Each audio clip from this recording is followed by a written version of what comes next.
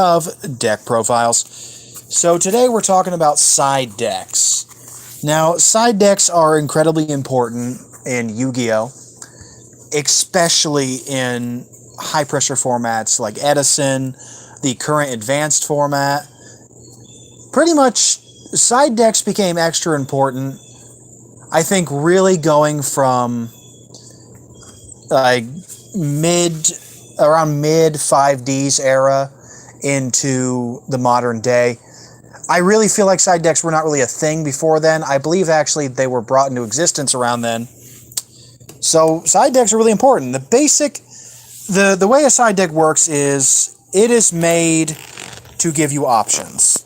So you've got your main deck, you know how it's got the things you need in it, usually 40 cards. But then the side deck is 15 cards that in between matches you can switch in and out.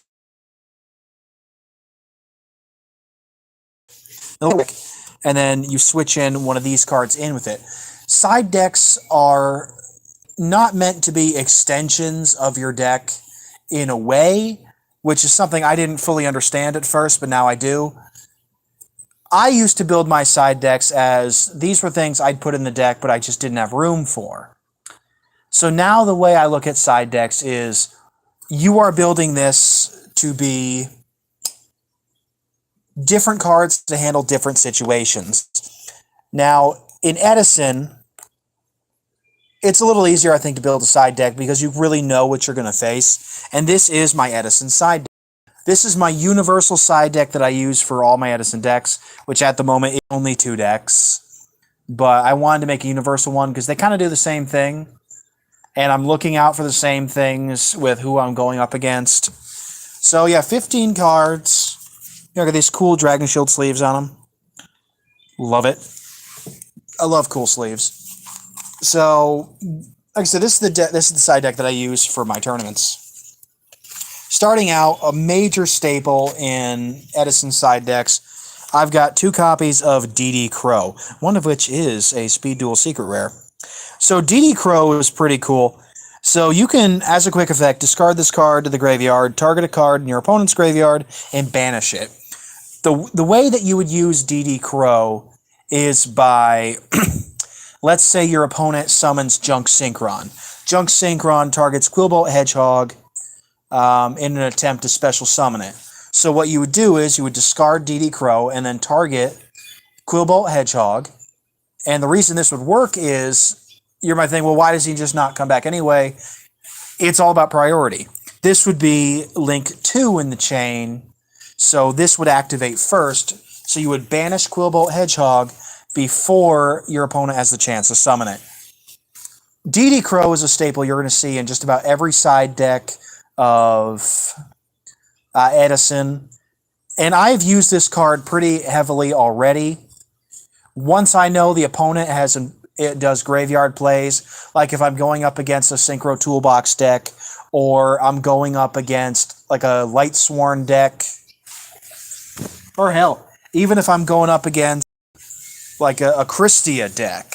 For example, Arc Lord Christia needs exactly 4 fairies in the graveyard to be able to summon it. Lightsworn or Judgment Dragon needs 4 Lightsworn at least with different names in your graveyard. So you just pitch the DD Crow and banish them right away. So then that interrupts plays. The next 2 cards, why this is here in just a moment. I'll just go ahead and show you. Chimera Tech Fortress Dragon. Machines were a heavy force in this. Machines were a big thing in this format with Ancient Gear, Machina, different forces like that. So you would see a lot of machine decks. So Chimera Tech Fortress Dragon is special summoned with monsters on either side of the field as long as they are machine monsters. And it needs Cyber Dragon. So if you have your Cyber Dragon on the field, you see Chimera Tech Fortress Dragon in a lot of extra decks, regardless of the deck, if the deck is machine or not. because you want to be able to steal. And especially if you end up playing against a full-on machine deck, like the Machina Ancient Gear Town deck, you are going to see heavy use out of your Chimera Type Fortress Dragon. So it's good to have these in the deck. And honestly, it works. I've only got one, though. I only run one because I have other ways to deal with machines, but it's there. Next, of course, a card we're going to see very often in Edison. We got Gorz, the Emissary of Darkness. So this card can be special summoned when you take damage from a card in your opponent's possession, but you can't have any other cards in the field. So if you took battle damage, you summon an Emissary of Darkness token, Fairy Light, level 7, attack, defense, its attack and defense are equal to the damage that you took. If you take effect damage, you just inflict it back on your opponent. Gorz was seen in a lot of strategies. It's a fantastic beater, because mostly you're going to summon him off of battle damage. So you're going to see it like a great Emissary of Darkness token. Like, let's say they banish your monster with a Caius. They swing with Caius. You take the 24. You now have a 27 beater and a 24 beater for the price of 2,400 life points. So Gorz is honestly an absolutely fantastic card. I keep him in side deck because he doesn't necessarily fit the strategies of my deck, but I want him there on side because I will need him. Next, a staple in Edison, of course, we have Brain Control. Pay 800 life points, target a face-up monster your opponent controls that can be normal summoned or set. Take control of it till the end phase. Personally, in main deck, I prefer to use Mind Control over Brain Control, and I'll pull that out to tell you why. Like, Mind Control is just easier to use because you can also target face-down monsters. You can target monsters that don't necessarily have to be only normal summoned or set. So you could steal the Castillo or the Christia with this. You could steal the Judgment Dragon with this. You can't attack with it, but you're mostly stealing to activate effects or to synchro summon. So honestly, I think Mind Control is the more solid main deck option. Although having Brain Control in the side deck is a really good idea. So it's here. So since Edison was such a synchro-heavy format, I did put Desynchro in the side deck because it's an incredible card when used correctly. This could completely tear apart a synchro user strategy. So you select a face-up synchro monster, return it to its owner's extra deck. Then if all the monsters that were used for the synchro summon are in your graveyard, you can special summon them. So this is like Defusion, except for synchros, and it's not a quick play. So the reason why this card is in here is because you can target your opponent's synchro monsters with this. So you can either... The way that I used to use Desynchro was very simple. I would synchro summon a monster. I would either synchro summon TG Hyper Librarian or Formula Synchron or something like that using cards that would give me draws, like Tuningware, or like get the double draw off of, summoning Formula Synchron with Tuningware, get triple draw, if you have TG Hyper Librarian on the field. So that's how I would use Desynchro. I would desynchro my own monster, then synchro summon it again in order to get those draws. But Desynchro in this format, I use it for the purpose of I'm trying to get rid of your synchro monsters. This will get rid of the Stardust, so you can use your destruction effects. This will get rid of that. This will get rid of that Colossal Fighter, so that you don't have to destroy it by battle, so I can just bring it right back. This will get rid of the Armor Arm. This will get rid of any synchro monster you need to get rid of. It's an absolutely fantastic power card and has the chance to rip apart a strategy. So if you know you're up against like a quick draw player, or they're doing the plant engine, or anything like that, this can tear them apart. So that's why that is in that side deck. Next, we have an anti-machine card. We have System Down. A card that I saw a few weeks ago. I'm like, you know what? I need to put this in the side deck. So pay 1,000 life points. Remove from play all machine-type monsters on your opponent's side of the field and in their graveyard. So let's say that they have a field that It's full of their Gadgetron dragons. It's full of their Machina fortresses. They got a graveyard full of good stuff. All that. Let's say maybe they're about to summon Elton in. This can destroy a machine. This card can destroy a machine player and just decide the game right there, depending on the state of the board. So, system down. If I know I'm playing against a machine deck, that is going to be in the main deck. That is going to be smacking real hard. People don't think about this card, but they really honestly should. Especially, like I said, with the Gear Town deck being so prevalent in this format. Oh yeah, we're running a system down. Next, we have a couple Prohibition. I use 2 because it's just that good. Prohibition is a fantastic continuous spell. When you play this card, you declare the name of a card, and as long as Prohibition remains on the field, that card cannot be played. Now, of course, if the card is already on the field, that card itself is not affected, but any future copies would be affected. For example, let's say your opponent has 3 Quick Draw. There's already 1 Quick Draw Synchron on the field, but I play this card, I declare Quick Draw Synchron. They most likely have at least 1 or 2 more copies in the deck. So they can use the Quick Draw they already have in the field, but they cannot use the Quick Draw they now have in their hand, or the ones they have in their deck. So I have used this card myself. I used it to shut down a Chaos Fairy strategy. I declared the Sky Scourge. Then I declared one guy's card. And then I declared MST so that he couldn't play it. Now, this does affect you as well, so just be careful of that. But it's a fantastic card to have, and it can absolutely shut down strategies.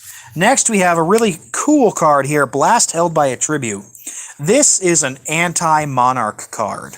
Let's be very honest.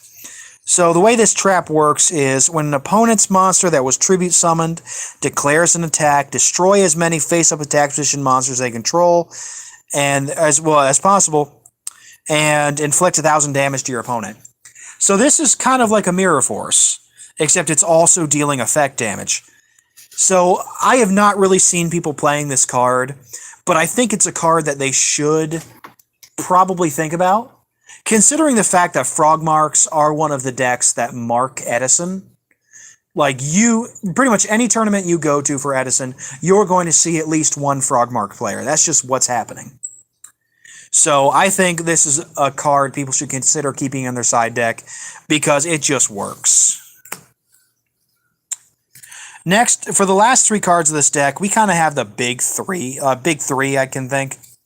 We have Dimensional Prison, pretty staple trap card in this format, but not one that I'm really using in my main decks. Because 1, I only have the 1 copy of it, and 2, I have other traps that need to be in the main deck to do things that I want. So, of course, activate only when your opponent's monster declares an attack. Remove from play the attacking monster. This card actually does not target, so that will get around like Titanial. This will get around the Stardust because it doesn't destroy it. Deprison is just a fantastic card to have in the deck, and you're going to use it. It's going to get you out of a lot of situations, so side deck. Like I said, there's other traps in my deck that I have to use more, but it's a card I want to have in my arsenal if I know I'm going to be playing against, like I said, another plant player, or if I'm going to be playing against someone I know who's going to spam Stardust, and things like that. Of course, we have the Grandpappy Mirror Force, the OG best attack stopping trap. You all know it. You all love it. I'll still tell you what it does. When an opponent's monster declares an attack, destroy all attack position monsters your opponent controls. This card has remained good, I think, throughout the history of Yu-Gi-Oh! It's in side deck because, again, I have other cards that I need to play in place of it, but it is there if I know I'm going to need it. If I'm fighting a rush deck, if I know that my deck is not as fast as the opponent's, I'm going to have this in my sideboard ready to rock. Last but not least, we have Torrential Tribute. This is a card that sees a lot of play in Edison format, and it's rather incredible. So when a monster is summoned, this is flip summoned, special summoned, normal summoned, summoned in any capacity. Destroy all monsters in the field. Now, when I first saw this card, I thought to myself, why would I want to do that? That's destroying my monsters too. But there's ways to make it amazing. This will get you out of the dupe lock, summon your own monster, blow up all their frogs. Let's say that you have a dandelion face down, they summon something, you torrential tribute. In the aftermath, just like with Black Rose Dragon, you're still going to have 2 fluff tokens. So you'll still have monsters in the field and your opponent will not. This is going to be played against any deck that's summoning monsters quickly. Like I said, like Lightsworn, like the Frog Marks, like Quick Draw, hell, like Gear Town. You're going to see this card getting use when your opponent has a swarm strategy and fast summons, and you know you need to take care of it. Or, like I said, use it to get around a wall player who's throwing out cards like Marshmallow, Spirit Reaper, Dupe Frog, things like that. So that is my side deck. All in all, I think it's a great side deck. It has done well for me. It has helped me get out of a lot of situations for my time in my Edison locals. For the decks that I'm playing right now, which are Hero, and I got Hero Beat with Evil Heroes, and my Quick Draw, which you know is my main deck. That is my passion for Edison. It's honestly been doing really well. I've been really loving it. And this does what I need. Also, the Winterspelll doggo says hello. So, honestly, while I'm sure this could be improved upon, I'm sure it could be made better. This is still a deck that a side deck that I'm really proud of. It's really gotten me out of a lot of situations, and I think it's a really, really cool side deck. So let me know what you think. You know, post your own side decks. Like, let's get a cool discussion going. And hey, like I said, side decks are going to change for any deck you're in. It's going to let you do different things, different strategies. For example, your side deck for your locals might be completely different because you know the decks that people are playing there. I know the decks that people are playing at my locals, and I know this is how I can get around them. Your locals might be completely different. And you might say, why would I use DD Crow? Why would I use System Down? I'm never going to see those cards. So then you do something completely different because it matches what you're going to find at your locals. All in all, every deck needs a good side deck, especially in modern Yu-Gi-Oh!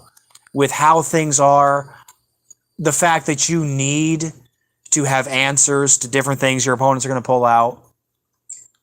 And it is, honestly, I have never truly understood the great importance of a side deck before, but I think Edison truly made me realize the importance of a side deck and what it means to build a side deck, what you need to have. Excuse me. I'm okay, boy. I was just sneezing. So this is something you really need to put thought into because it... Oh, sorry, he's trying to climb on the He's trying to climb on the camera. This is something you really need to put thought into, really need to put time into. And once you do, it is so absolutely worth it because sometimes your side deck can be the difference between you winning and losing your match. So that's all I got for you today with this. Yes, I can see you. I see you, boy. That's what I got for you today. We're going to come back. Sorry, I've been either asleep, working, or like incessantly playing Oblivion and Fallout 3 on my Xbox 360. So I have like not been aware for a few days. But we're going to try to release something for you tomorrow morning because I finally get to sleep in and I finally get to do something with that. So we'll try to release something for you tomorrow morning on the PS4. Something real spicy and good. We're also still working on the Quick Draw plant build. I'm getting closer to that. I've actually got a lot of the cards in today and yesterday.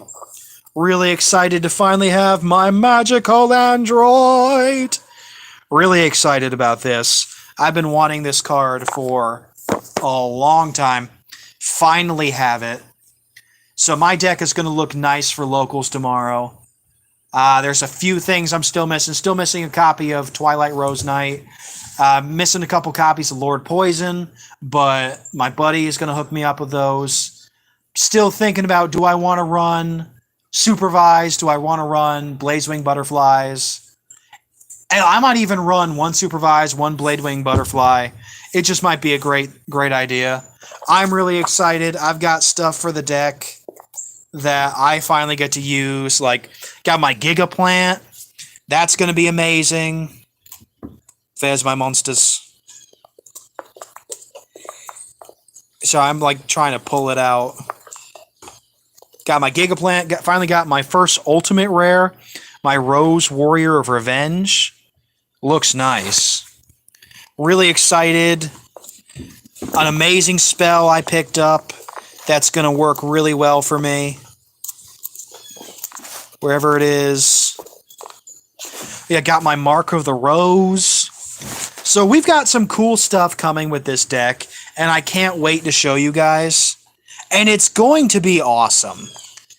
And I'm working on like slowly making this deck as shiny as possible. So I'm really excited to keep showing off my quick draw deck. I'm improving it more and more each time I play.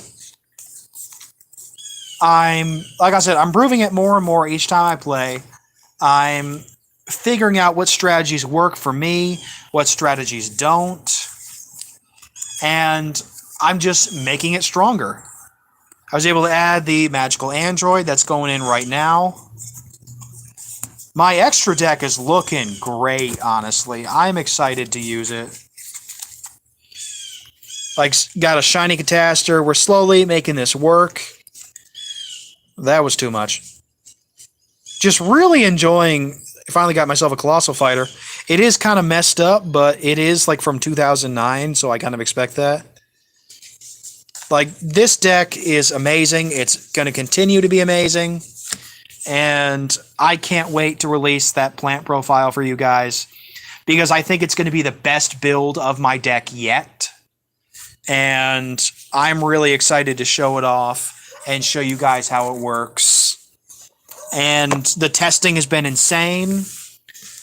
I've pretty much got a list narrowed down of what I want to do for it, but it's not like finished yet. Like spells and traps, I pretty much know what I'm doing, but for like monsters, I'm still trying to finish narrowing that down. But I'm pretty much there. I've got it like 98% figured out, maybe even 99%, and it's going to be really awesome. I think I'm going to blow some people away, and I'm really excited for what this latest version of my Quick Draw Dandy Warrior deck is going to look like. I really love plants in the 5Ds era. I think they were absolutely amazing. Black Rose Dragon is a beast, and I just absolutely can't wait to see what this deck can do. So until next time, this has been your wintry neighborhood Winterspell, reminding you guys to stay frosty, reminding you that we do have a Discord server in the channel description. We do have a Cash App. You know, it's Winterspell with the 3 L's, all lowercase letters. So, hey, if you feel like donating, I would be very grateful. That money goes towards buying new cards to show off, buying new games to show off, getting better equipment for the streams to make them better. For example, I think I might need a more stable stand for my phone. Whenever I do this, I will probably need a better microphone. Mine is kind of breaking. My headphones appear to be holding steady for now. Like I said, the Cash App is Winterspell, all lowercase, 3 L's. If you feel like donating, I'd be very grateful. Anyone who donates does get a shout out in videos because you are helping to support the channel and trying to help us grow. So thank you all for coming. Thank you for continuing to support me. I love all of you, and I will see you guys in the next video.